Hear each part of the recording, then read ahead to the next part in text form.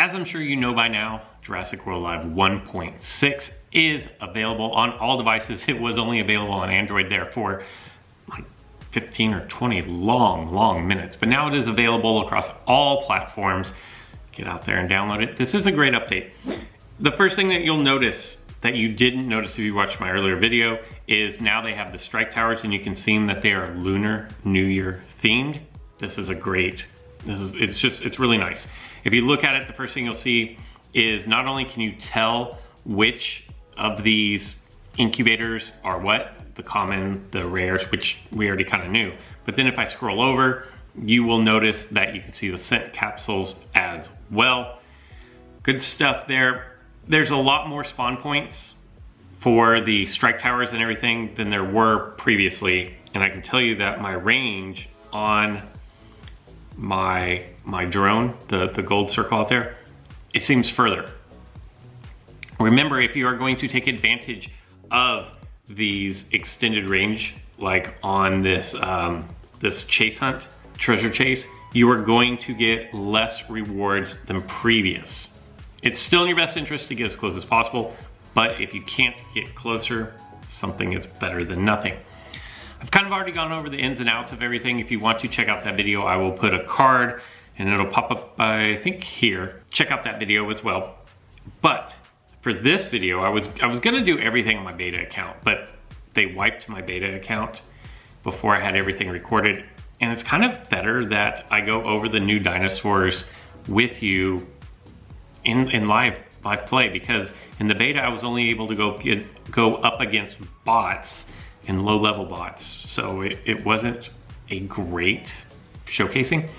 So what I'm gonna do is scroll all the way down here to the bottom, and I'm gonna go with Procerathomimus, I believe.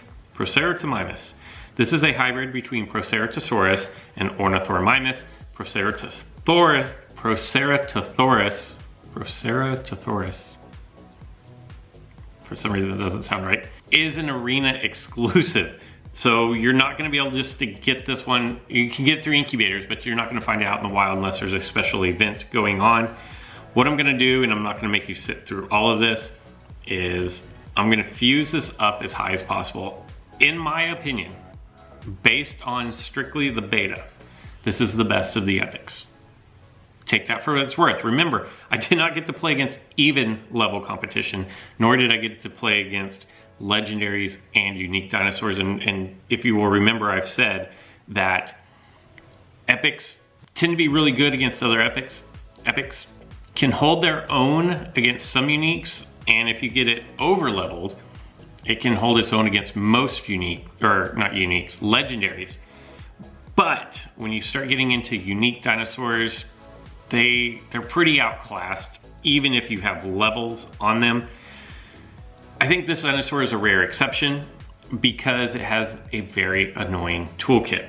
Now I will tell you, if you use this against a dinosaur that has immunity, it's worthless, it's trash, it's garbage. It's not really going to do much for you. Where this dinosaur is going to shine, if I ever get it unlocked, is based on its moveset, which I'm going to get it unlocked here, so we will check out the moveset now. It's a great looking dinosaur. I love the colors on it, the green and red.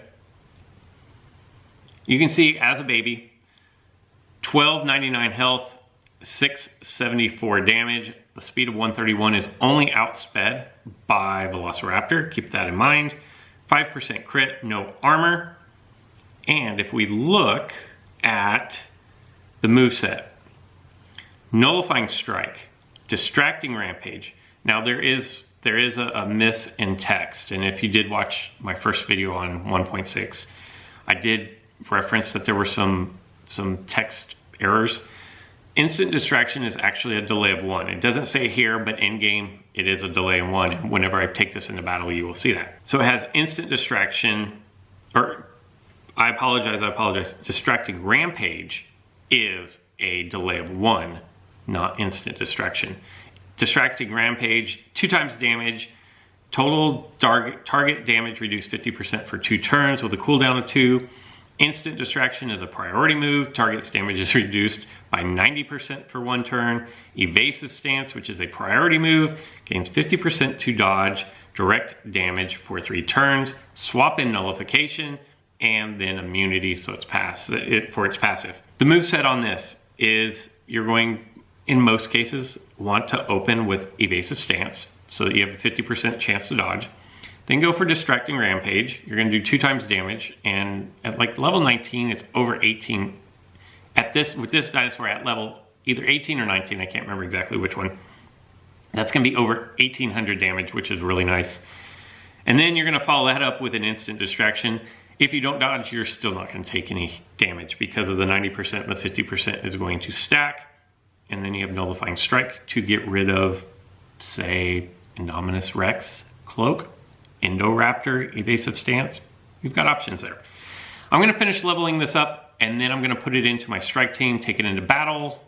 Let's see how this thing does. After several minutes, and by several I mean a lot, my Procerathomimus is now at level 20. It would take, I think, 50 fuses on average to get it up to 21. I think I have about 36 fuses left at an average of 20 each. So I'm just gonna stop here because I think this is gonna be good enough. I feel like it might be a little under leveled, but what it lacks in levels, it makes up for in being annoying. And then the question becomes is, what do I drop off of my team in order to put this on? As you can see, my lowest level is 22. I'm actually going to take out my Triostronics. And the reason being, because both Triostronics and the Procerathomimus are both immune creatures, and so this is going to fill that role for me. I'm still going to have to tweak my team. I'm still trying to sort out exactly what is good. I honestly don't know that Dracoceratops and Dracoryx Gen 2 are good to run both of them. I might be better served having something else in there. It's going to take a little bit for me to sort all of this out. But I'm going to jump into battles and hopefully show a couple where I get the Procerathomimus right off the bat. First try out of the gun. And actually what I'm going to do is I'm just going to lead with it. I think it is a really good lead dinosaur. Tenontorex does not have a nullifying move.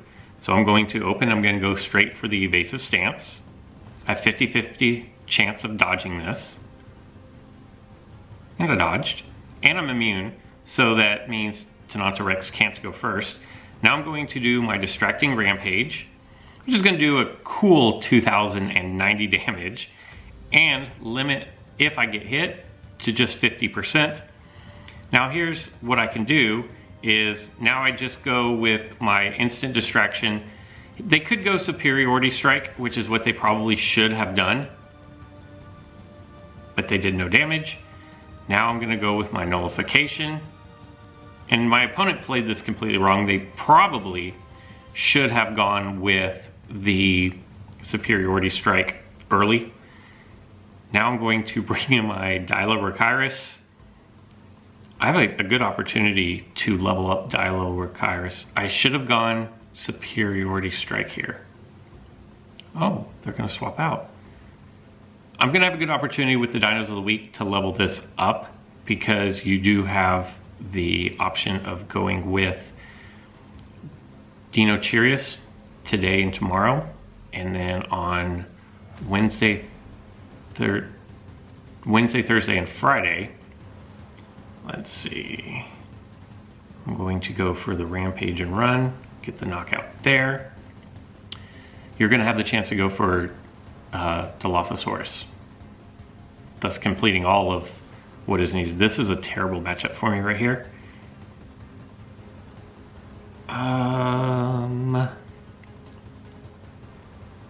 Luckily it's just a baby Thor, but a baby Thor hurts a lot as well. Now I expect my opponent to come in with the instant charge here, which is what's going to happen. Ouch. I survived. I'm still going to go first. I didn't think that was going to get the knockout, and now I'm going to get knocked out here. But I wanted to do the extra damage, and that is going to set up my Dilorhynchirus. Hopefully that can bring this home. My opponent has 2 weaker dinosaurs. So what I'm going to do is I'm going to go with... Ooh, that's not good. If I get hit at all here. So now do I... It's immune, right? I have to hit through cloak one of these 2 times or it's GG, because thank goodness, because there was no way either dinosaur I have left was going to be able to survive that. And then Procerathomimus is pretty much done here. I'm just gonna go rampage and run. That was nice. Honestly, I don't know that that was a great showcase for Procerathomimus, but I think it was decent. It was nice. The weakness that I see in the dinosaur is superiority strike is going to do a lot to negate what you want to do with the distractions, but you can always fall back on the dodge. Battle number 2. This should be rather exciting, because not only do I have Dracoceratops, but I have Dracorex Gen 2, I have my Procerathomimus against Indoraptor. So now Indoraptor can't use its evasive stance against me. I feel like this should be a pretty decent matchup, but I've never done this battle, so I don't know. I'm gonna lead with my evasive stance, because I'm really weak. I want to limit the number of hits I get. And there you go. That did not really work out great for me right there. So it's not unbeatable. Let's just put, man, and they hit the crit. Let's just put that rumor to sleep right now. Here's what we're gonna do. We're gonna go straight in with the Dracoceratops. I will cover this dinosaur at a later time, but I'm gonna go straight in with this for the cool 2 grand. Whoa, that didn't even knock him out. Yo, that's not good. Let's go for a regeneration here. That wasn't good. I didn't know how much damage it would do, and it did not do enough damage. So now I'm gonna have to break out my... I've lost this. That is what this all amounts to, is basically I've lost this. The difference in Dracorex Gen 2 used to be 1876 damage, and that was what, 1826? So I'm in a world of hurt right here. I'm gonna get, the difference now also is being locked down for 2. I can't just swap it out. And everything that I have is pretty much done. So if you lead with the Procerathomimus and you get knocked out on your first turn, then you're going to leave yourself open to having something like this. This is also an example, and I know this isn't a video about Dracorex Gen 2 and Dracoceratops, but this right here is an example of why I don't necessarily think having them both on the same team is the best team possible to build. So there you go. Let me open these incubators, and then we will wrap up this video, which will be the second video of the day. I purposely waited to open these until after the update, thinking maybe I'll get some of the new dinosaurs in my incubators. I'm not even sure if that's how that works. I honestly don't know if incubator contents are determined when you open them or when they are acquired. So far, nothing new. So it's still inconclusive. I love the new look of these incubators though. I think they look great. Velociraptor, ooh. That's useful now. Very excited to have that. And Erlikosaurus. And Patchy. It's gonna take a while to unlock this one, but Patchy. So there you go. Let me know what you guys think. what do you think of the update? What do you think of Procerathomimus? Did I waste all my coin doing that? Is it a dinosaur that you are going to include on your team? Those are the things that I want to know. And get out there, explore, see what is available. It's gonna be fun.